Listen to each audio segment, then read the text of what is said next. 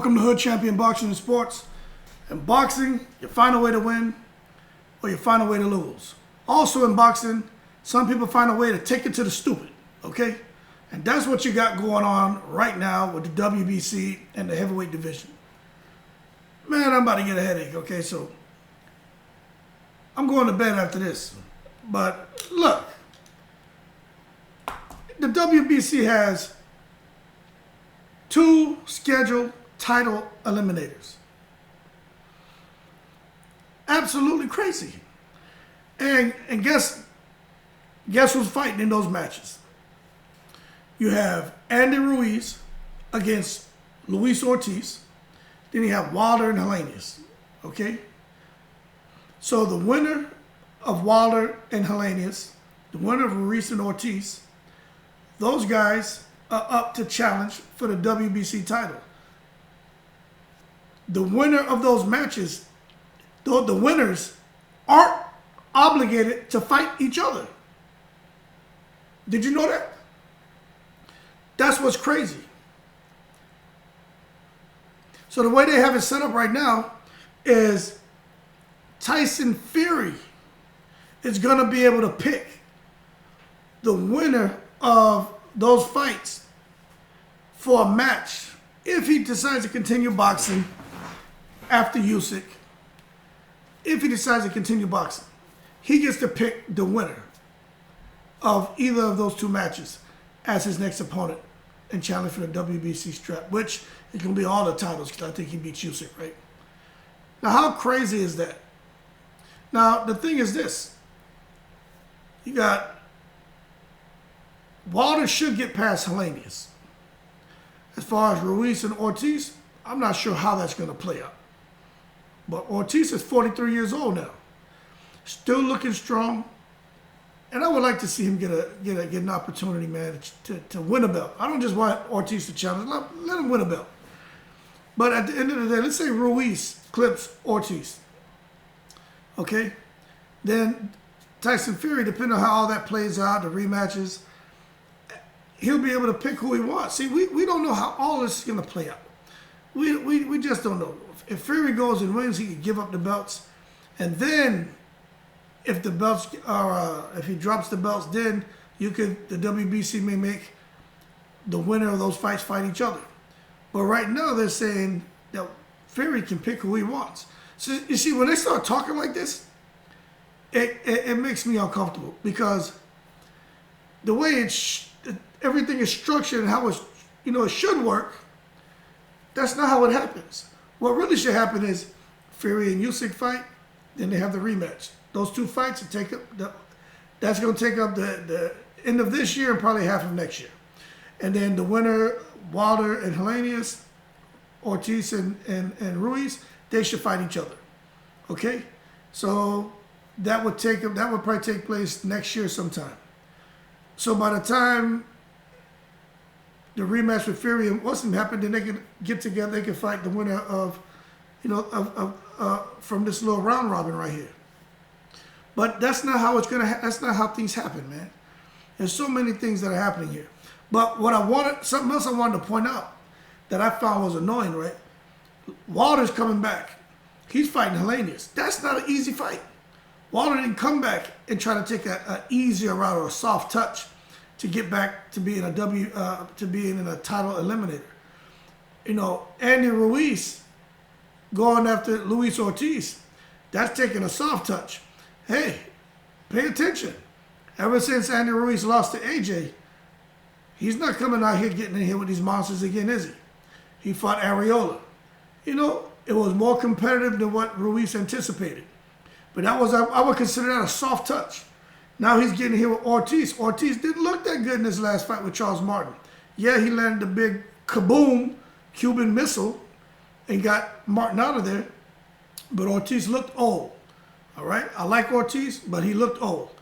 And that big left hand saved him.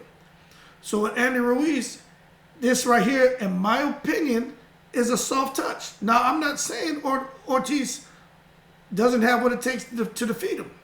What I'm saying is when you look at Andy Ruiz and you look at these other fighters they have in the heavyweight division who he could be fighting, He's not messing with him. So it's kind of almost like a back door in a way to get himself back in a position to fight for a title.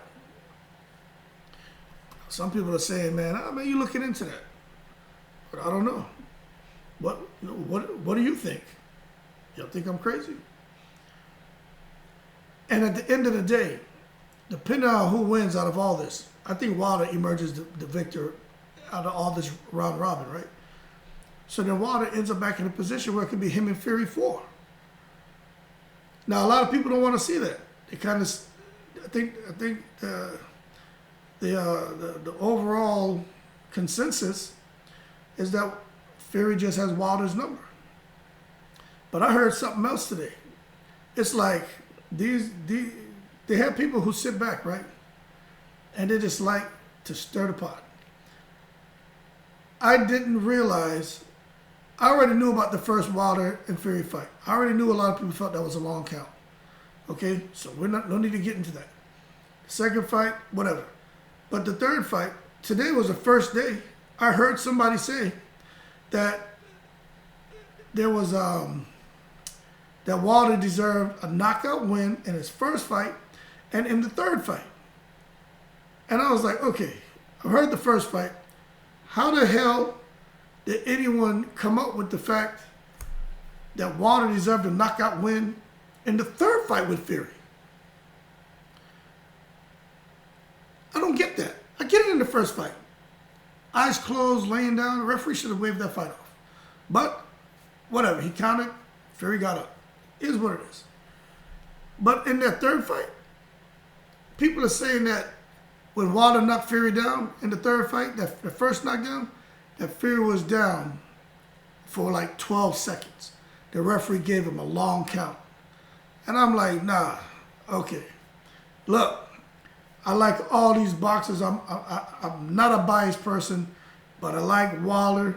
I like the story about the kid. I've said this in other videos. Just the whole story, I like it. But come on, man. The referee didn't give anybody didn't give Fury a long count. You know what I'm saying? He didn't give him a long count. Wilder's very powerful. He put him down.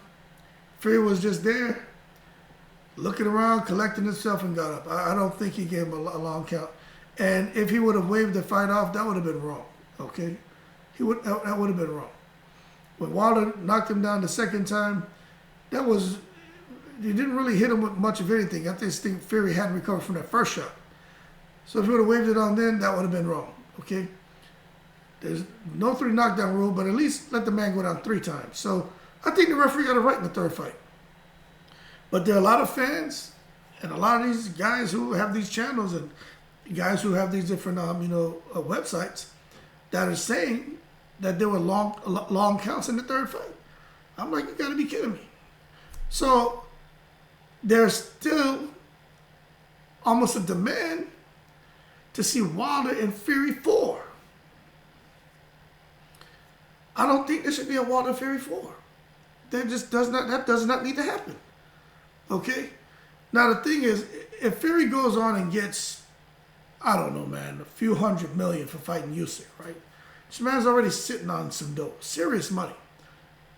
If he comes and he beats Usyk first fight, they rematch, he beats him that, you think Fury's going to continue boxing? If he gets 200, 300 million, or if he just gets 100 million for this first fight, and he gets 100 million for the second fight, that's $200 million in like an 8-month period or something like that. On top of what he has, why would he come back and mess around with Wilder? Some people are saying, well, Wilder, he's slimmed down. He's back to the old Wilder. If he can show that he still has the punch and he's not as heavy, he hasn't built his body back up. That's the Wilder that could beat Fury. Oh, and he's improved his stamina. No way in the world Fury can beat a Wilder who's improved his stamina and has cut that 20 pounds or so of muscle that he put on. I just say the fight shouldn't happen, in my opinion. There's a lot of damage that Wilder took. We'll see how it goes with Helenius. But Helenius isn't Fury, okay? And we'll see what Wilder does after the Helenius fight. But I just don't think that's something that that should happen. Now, if for some reason Fury decides to continue boxing after the Usyk 1 and 2 fight, and Wilder is there, and he has a pick between, I don't know, Wilder, Ruiz, or Wilder, Ortiz, or Helenius, who do you think Fury would choose to fight? Fury's going to go for the money. Wilder, Helenius, Ruiz, Ortiz, right?